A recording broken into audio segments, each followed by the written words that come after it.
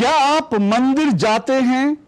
यह प्रश्न आपको थोड़ा विचित्र लग सकता है, क्योंकि मंदिर जाना या ना जाना आपका नितांत निजी निर्णय है। और फिर हिंदू धर्म में ऐसी कोई बाध्यता नहीं है कि आपके लिए मंदिर जाना जरूरी हो। आमतौर पर मंदिरों को पूजा का स्थान माना जाता है, और यह सही भी है। लेकिन यह भी सही है कि भारत के इतिहास में मंदिर न सिर्फ पूजा स्थल हुआ करते थे, बल्कि ये सीखने, सिखाने, सांस्कृतिक आदान प्रदान और सामाजिक संवाद के माध्यम होते थे। मंदिर सामाजिक धार्मिक संगम के साथ साथ हमारी आध्यात्मिक चेतना के केंद्र भी थे और हैं भी। प्राचीन भारत के ज्ञान के बारे में जानना चाहें तो हमारे मंदिर उसका सर्वश्रेष्ठ उदाहरण हैं। इन मंदिरों के माध्यम से हमें प्राचीन भारत के खगोल विज्ञान, रसायन विज्ञान, ज्यामितीय और आध्यात्मिकता की अद्भुत जानकारी मिलती है। हमारे मंदिर हमारे अतीत और शिल्पकारों की प्रतिभा की याद भी दिलाते हैं और आस्था का केंद्र भी हैं। इन्हीं में से एक प्रमुख है काशी विश्वनाथ मंदिर। जी हां, 12 ज्योतिर्लिंगों में से एक और करोड़ों भारतीयों की आस्था का प्रतीक। और इसलिए सोमनाथ मंदिर हो या काशी विश्वनाथ मंदिर, मोहम्मद गौरी, बाबर और औरंगजेब जैसे विदेशी आतताइयों ने इन मंदिरों पर बार बार आक्रमण किए, मगर कभी राजा हरिश्चंद्र ने तो कभी मराठा साम्राज्य की महारानी देवी अहिल्याबाई होलकर ने इन मंदिरों का फिर से जीर्णोद्धार कराकर भारत के स्वाभिमान को लौटाया।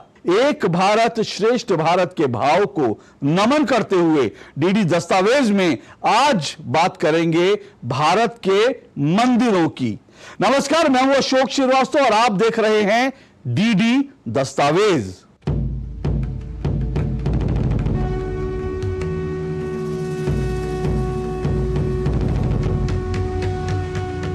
बरसों पहले दूरदर्शन ने भारत के प्रमुख मंदिरों पर एक डॉक्यूमेंट्रीज की सीरीज दिखाई थी, टेम्पल्स ऑफ इंडिया। आज डीडी दस्तावेज में प्रसार भारती आर्काइव से इसी सीरीज से हम आपको उत्तर भारत से लेकर दक्षिण भारत तक फैले कुछ बेहद अहम मंदिरों के घर बैठे दर्शन तो कराएंगे ही, इन प्राचीन मंदिरों के इतिहास से भी आपको अवगत कराएंगे। शुरुआत करते हैं 12 ज्योतिर्लिंगों में से एक उज्जैन के श्री महाकालेश्वर मंदिर से। दरअसल श्री महाकालेश्वर मध्य प्रदेश के मालवा क्षेत्र में शिप्रा नदी के तट पर उज्जैन नगर में विराजमान है। इस मंदिर की स्थापना द्वापर युग में हुई थी और इस मंदिर में बाबा महाकाल दक्षिण मुखी होकर विराजमान हैं। मंदिर के शिखर के ठीक ऊपर से कर्क रेखा गुजरी है, इसीलिए इसे पृथ्वी का नाभि स्थल भी माना जाता है। कहते हैं कि 11वीं सदी के 8वें दशक में गजनी सेनापति द्वारा किए गए हमले के बाद उदयादित्य और नरवर्मा के शासनकाल में मंदिर का पुनर्निर्माण हुआ। 1234 से 1235 के बीच सुल्तान इल्तुमिश ने पुनः आक्रमण कर महाकालेश्वर मंदिर को ध्वस्त कर दिया, लेकिन मंदिर का पुनर्निर्माण फिर से हुआ और इसका धार्मिक महत्व बना रहा। आइए देखते हैं प्रसार भारती आर्काइव्स के खजाने से महाकालेश्वर मंदिर की एक डॉक्यूमेंट्री के कुछ अंश।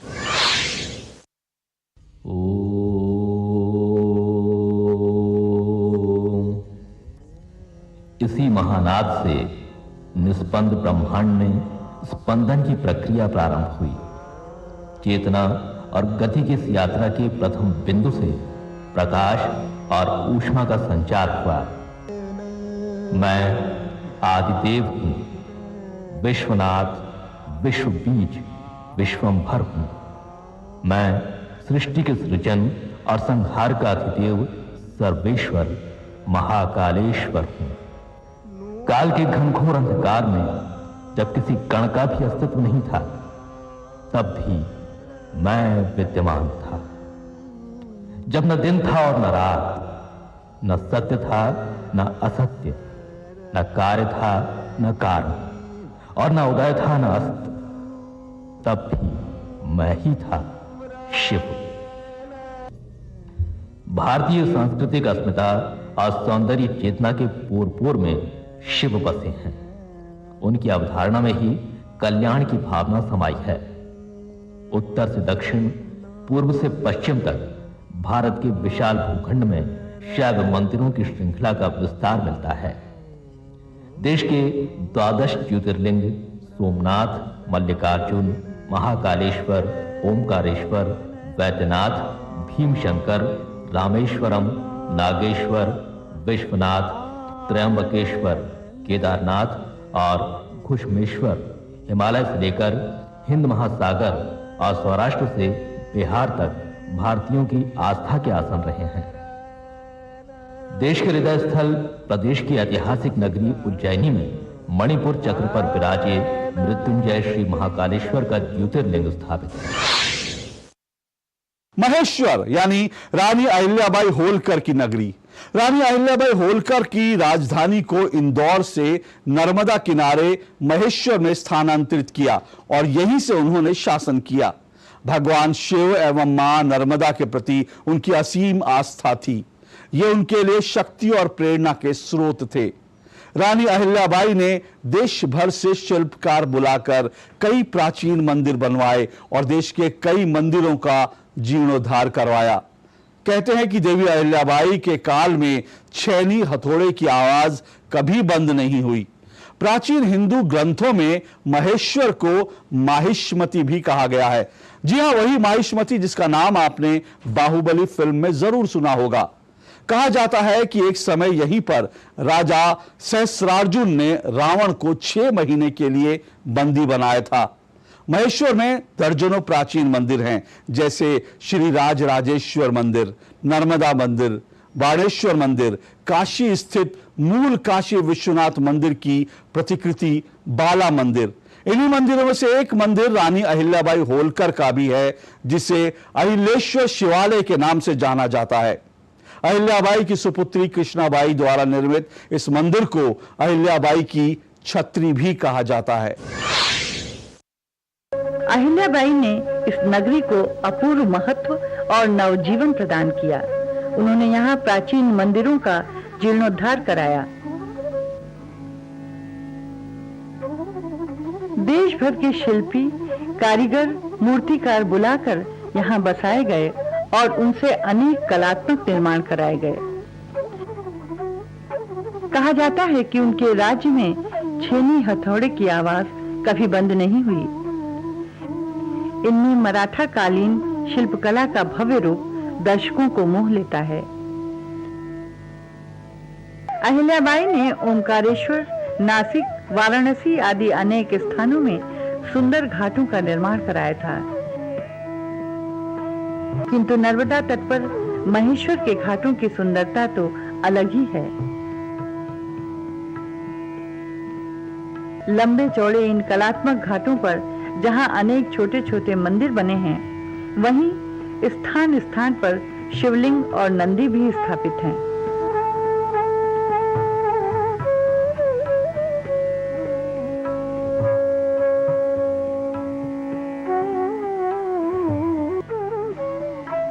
इन घाटों के लिए बने द्वार और उनसे जुड़े भवनों की दीवारों पर की गई सुंदर नक्काशी दर्शकों को सहज ही आकर्षित करती है।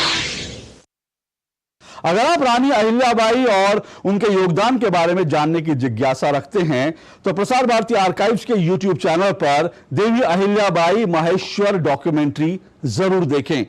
दरअसल प्रसार भारती आर्काइव्स पर टेम्पल्स ऑफ इंडिया नाम से सीरीज है, जिसमें से हम आपको दिखा रहे हैं तमाम हिस्से। इसमें कई ऐतिहासिक विरासत वाले मंदिर शामिल हैं, जिनमें न केवल शाही और प्राचीन संस्कृति को दर्शाया गया है, बल्कि उसका उच्च धार्मिक महत्व भी है। उन्हीं में से एक है उत्तराखंड के पंच केदार, यानी भगवान शिव को समर्पित 5 हिंदू मंदिर। इनमें केदारनाथ मुख्य मंदिर है और 12 ज्योतिर्लिंगों में से एक है। इसके अलावा 4 अन्य मंदिर हैं, तुंगनाथ, रुद्रनाथ, मध्य महेश्वर यानी मद महेश्वर और कल्पेश्वर मंदिर। श्रद्धालु इन मंदिरों को हिंदू महाकाव्य महाभारत के नायकों पांडवों से जोड़कर देखते हैं। इन मंदिरों की धार्मिक मान्यता जानने के लिए देखिए प्रसार भारती आर्काइव्स की एक डॉक्यूमेंट्री के कुछ अंश।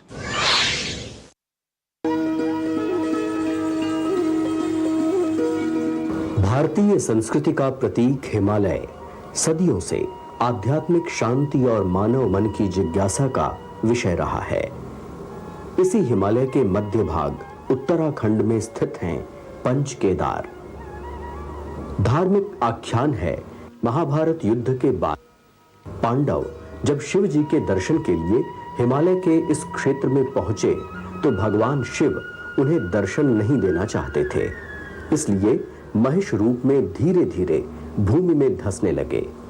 लेकिन पूर्ण रूप से विलुप्त होने से पहले ही पांडवों ने उनके पृष्ठभाग के दर्शन कर लिए। शिव का यही पृष्ठभाग इस स्थान केदार में कालांतर में केदारनाथ नाम से प्रसिद्ध हुआ। महिष रूपी शिव की भुजाएं तुंगनाथ में, नाभि मध्य महेश्वर में, मुख रुद्रनाथ में तथा सिर एवं जटाएं कल्पेश्वर में प्रकट हुईं। इन 5 स्थानों को ही पंच केदार नाम से बाद में धार्मिक महत्ता प्राप्त हुई। भगवान शिव के 12 ज्योतिर्लिंगों में से एक है केदारनाथ।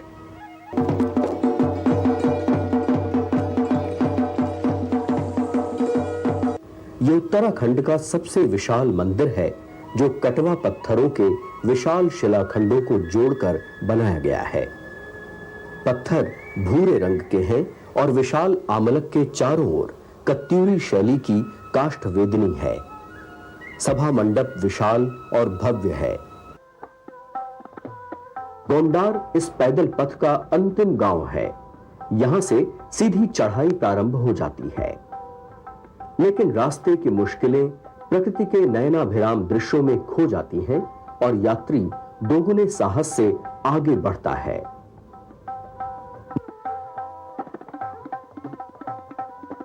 केदार में तृतीय केदार है तुंगनाथ। तुंगनाथ पहुंचने के लिए मध्य महेश्वर से वापसी में गोंडार रांसी होते हुए जुगासू से ऊखी मठ पहुंचा जाता है। ऊखी मठ से 30 किलोमीटर आगे है चोपता। चोपता में गढ़वाल मंडल विकास निगम के तथा अन्य निजी एवं सरकारी विश्राम गृह हैं। यहां से तुंगनाथ के लिए 3 किलोमीटर का पैदल रास्ता है। पैदल रास्ते पर प्रकृति के सुंदर दृश्य मन मोह लेते हैं। यहाँ पर बुरांश के लाल रंग के फूलों के अलावा नीले रंग के बुरांश भी मिलते हैं। तुंगनाथ भारत का सर्वोच्च ऊंचाई पर स्थित शिव मंदिर है। तुंग का अर्थ है ऊंचा और नाथ का शिव मंदिर, यानी ऊंचाई पर स्थित शिव मंदिर।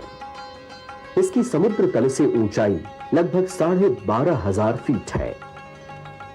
तुंगनाथ का शिव मंदिर सुंदर, भव्य एवं विशाल है। मंदिर कत्यूरी शैली में बनाए काष्ठ छत्र प्रसाद वाला एक रथ है। मुख्य मंदिर के बाहर 5 छोटे देवालय हैं, जिनमें गणेश, विष्णु, नंदा देवी तथा कई अन्य देवी देवताओं की प्रस्तर प्रतिमाएं रखी हुई हैं। तुंगनाथ मंदिर की शीतकालीन पूजा मक्कू मठ में होती है। मक्कू मठ के मैठाणी ब्राह्मण ही तुंगनाथ मंदिर में पूजा और पुरोहित्य का कार्य संपन्न करते हैं।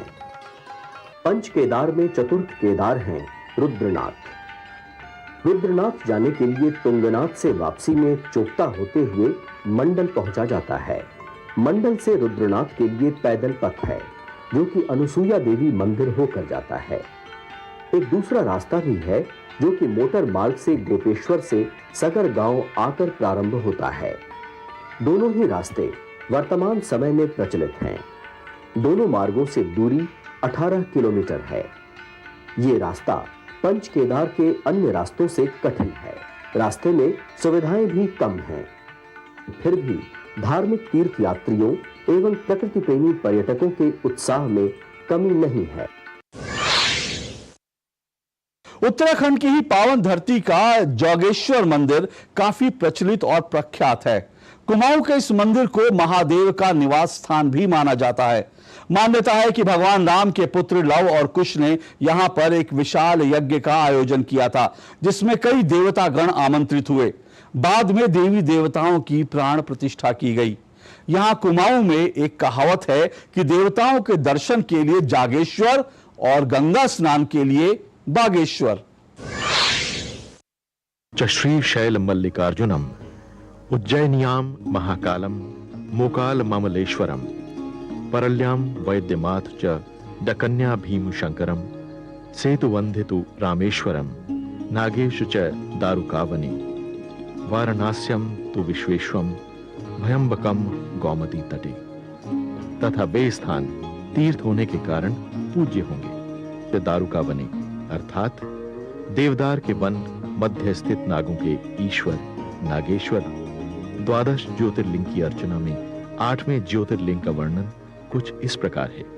अतः देवभूमि कुमाऊं के इस सर्वाधिक पवित्र, सिद्ध और विराट आस्था के केंद्र देवालय समूह जागेश्वर में देवादिदेव महादेव 8वें ज्योतिर्लिंग के रूप में विराजे हैं, ऐसी मान्यता है। जटागंगा के तट पर महाश्मशान के समीप स्थित देवालय के संबंध में अनेक जनश्रुतियां प्रचलित हैं। एक महत्वपूर्ण जनश्रुति के अनुसार इस दिव्य स्थान पर ऋषि वेश धारण किए समाधिस्थ शिव पर धर्मवश ऋषि पत्नियों से कामना तृप्ति का आरोप लगा। वरूप व शौनक आदि ऋषियों के क्रोध के शिकार हुए क्रोधित ऋषियों ने आवेश में शिव को लिंग पतन का श्राप दे डाला। फलस्वरूप प्रलयंकारी स्थिति उत्पन्न हो गई। देवगण अत्यंत भयभीत हुए और वे इंद्र के नेतृत्व में कमलासन ब्रह्मा जी के पास पहुंचे। ब्रह्मा जी ने देवताओं को जगत जननी मां पार्वती की शरण में जाने की सलाह दी। देवताओं की दयनीय पुकार सुनकर मां पार्वती ने शक्ति का रूप धारण किया और इस महाप्रलय से सृष्टि की रक्षा की। तभी से इस स्थान को महादेव का निवास माना जाता है। यह भी मान्यता है कि जागेश्वर में सर्वप्रथम शिवलिंग का प्रादुर्भाव हुआ। दूसरी जनश्रुति के अनुसार प्रभु राम के पुत्र लव व कुश ने यहां विशाल यज्ञ का आयोजन किया, जिसमें अनेकानेक देवी देवता गण आमंत्रित हुए। बाद में देवी देवताओं की यहां प्राण प्रतिष्ठा की गई। यह भी मान्यता है कि इस देवालय समूह का निर्माण इस पर्वतीय क्षेत्र के मूल नागवंशी राजाओं ने कराया था, जो युद्ध विजित कराने के बाद यहां विधिवत यज्ञों का आयोजन करते थे। महान चीनी यात्री हुएनसांग ने भी अपने यात्रा वृत्तांत में इसका वर्णन किया है। जनश्रुति यह भी है कि स्वयं देवताओं के शिल्पी विश्वकर्मा ने इसका निर्माण कराया था तथा प्रतापी सम्राट विक्रमादित्य ने महामृत्युंजय मंदिर का जीर्णोद्धार कराया। जगतगुरु शंकराचार्य के आने पर इस मंदिर को कीलित किए जाने का वर्णन मिलता है। कत्यूर शासन काल में भी विराट आस्था का यह केंद्र विकास के पथ पर अग्रसर रहा।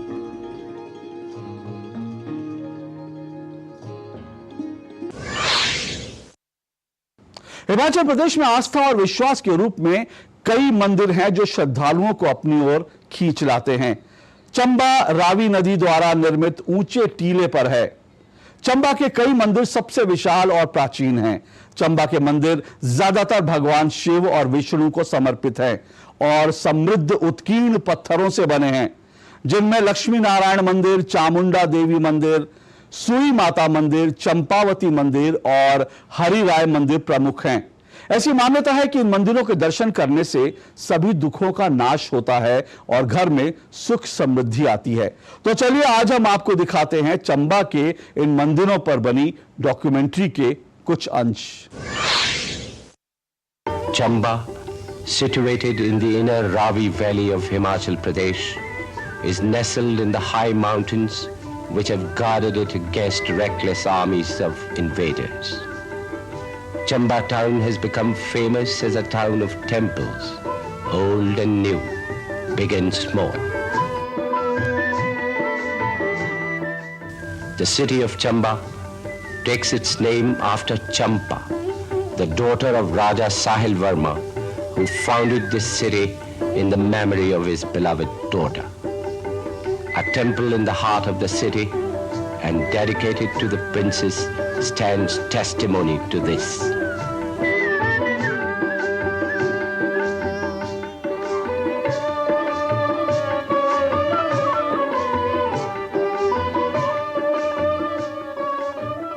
The feet of Chamba city are perpetually washed by the rippling waters of rivers Sal and Ravi, forming a confluence at the northern tip of the town. Gods enshrined in the inner cellars of temple are worshipped by hundreds and hundreds of devotees. The temple activity continued in this area roughly for 9 centuries, from the 10th to the 19th century. They speak of different styles and trends in temple architecture, popular during the succeeding periods at Chamba.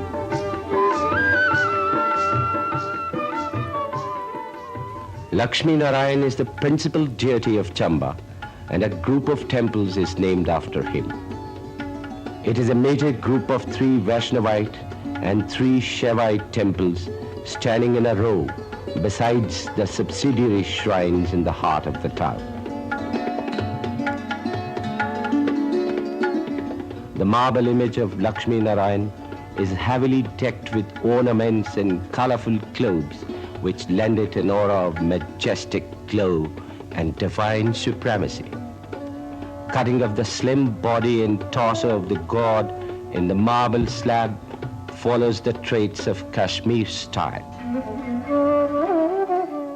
The temple is said to have been constructed by the founder king of Chamba, Raja Sahil Varma, in the 10th century. It was thoroughly repaired in the 16th century during the reign of Raja Pratap Singh Varma.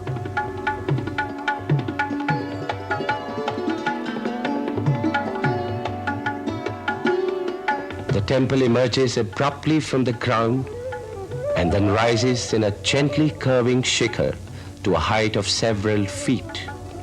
It is capped by the Amalak stone of suitable size. The wheel roof was added later to protect the temple from the torrential hilly rain.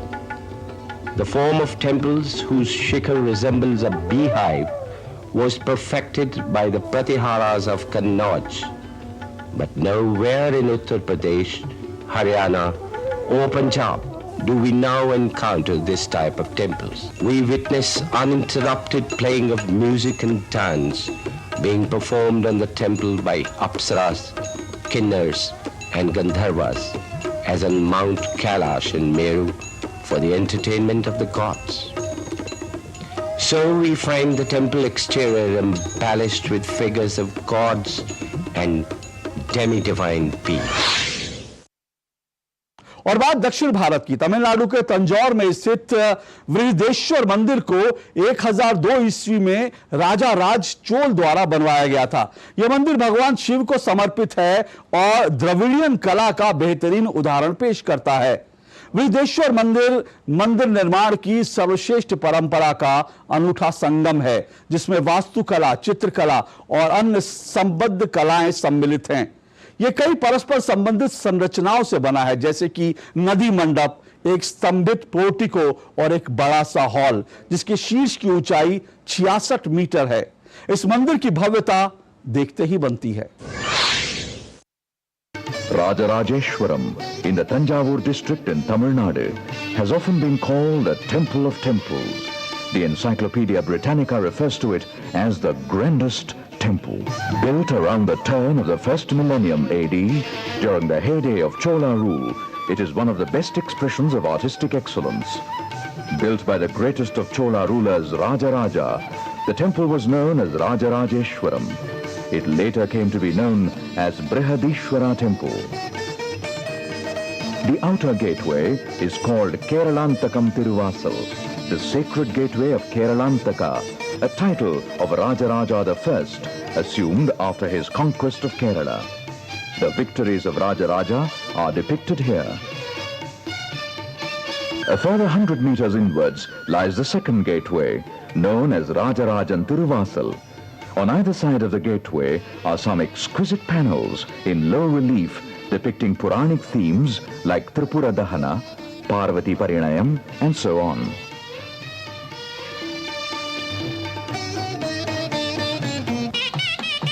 As we cross the gateway, the main temple stands in its awe-inspiring splendor. If a beauteous form we view, 'tis his reflection shining through. Rajaraja identified absolute beauty with God. For the Cholas, temple building was a way of life, for the entire fabric of the society was woven around the temple. The temple is entirely of stone, not found in the region around Tanjavur. Local tradition has it that stones were brought from Kolli Hills, Neela Hills, Anamalai, Podigai Hills, and from the banks of Narmada in carts drawn by elephants.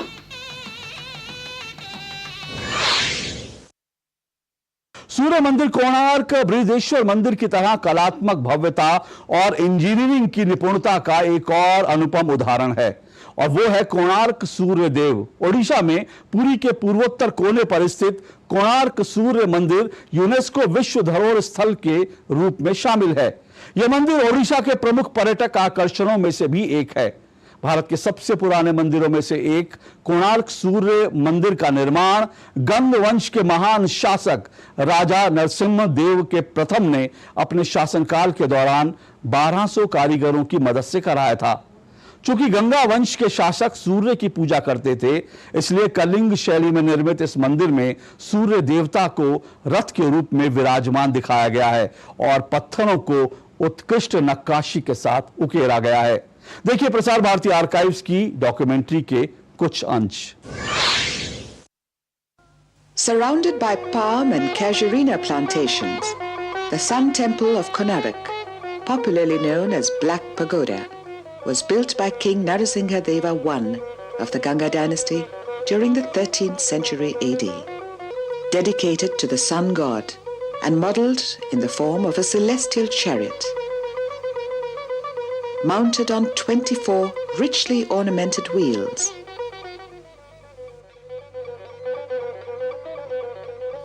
Drawn by 7 giant and powerful horses, the temple symbolizes eternal motion of the sun. The temple, planned totally in an original way, is the most splendid example of Orissan architectural magnificence. Out of the 3 parts, the huge spire of the main sanctum, which must have been more than 61 meters high, collapsed in the course of time.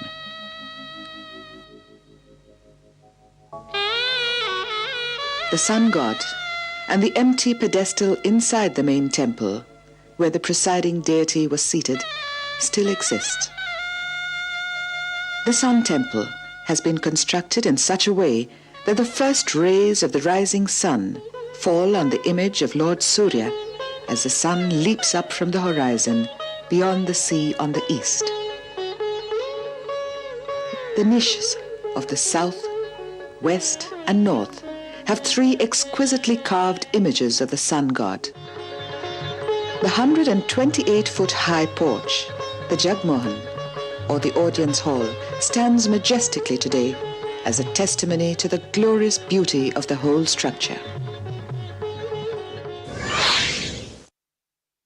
और इसी के साथ DD दस्तावेज में आज बस इतना ही। ये तमाम मंदिरों के ऊपर जो डॉक्यूमेंट्रीज हैं ये प्रसार भारती आर्काइव्स पे उपलब्ध हैं। आप जब भी चाहें प्रसार भारती के यूट्यूब चैनल पर जाकर आप इन्हें देख सकते हैं। फिलहाल हमारी पूरी टीम को दीजिए इजाजत। अगले हफ्ते फिर आपसे मुलाकात होगी डीडी दस्तावेज में।